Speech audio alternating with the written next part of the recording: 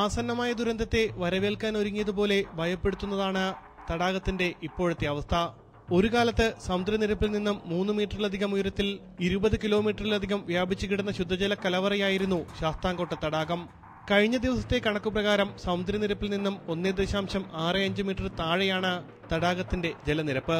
കഴിഞ്ഞ വർഷത്തേക്കാൾ 30 സെന്റിമീറ്ററിലധികം താഴെയാണിത്. മറുവശത്ത് ജലചൂഷണവും വ്യാപകമാണ്. തടാകത്തിന്റെ ഒരു വശത്ത് കുളം കുഴിച്ച് നിർമ്മാണ പ്രവർത്തനങ്ങൾക്ക് വെള്ളമെടുക്കുന്ന സ്ഥലവും കാണാം. കായലിലെ വെള്ളം യഥേഷ്ടം പമ്പ് ചെയ്യുകയും അത് കൊല്ലം കോർപ്പറേഷൻ അടക്കമുള്ളവ വെള്ളക്കരമെന്ന് അത് വിതരണം ചെയ്തുകൊണ്ട് വെള്ളക്കരം പിരിച്ചെടുക്കുകയും ചെയ്യുന്നു. പക്ഷേ ഈ കായലിൻ്റെ സംരക്ഷണത്തിനായി അതിൽ നിന്ന് ഒരു തുക പോലും അവർ മാറ്റിവെക്കുന്നില്ല. വാട്ടർ അതോറിറ്റിയും ഇത്തരത്തിൽ ഇതിനെ സംരക്ഷിക്കാനല്ല, മറിച്ച് ഇവിടുത്തെ വാട്ടർ അതോറിറ്റിയുടെ പ്രവർത്തനം ഇവിടുത്തെ വെള്ളം യഥേഷ്ടം വിറ്റഴിക്കുക എന്ന ജോലി മാത്രമേ ഉണ്ടാകുന്നുള്ളൂ.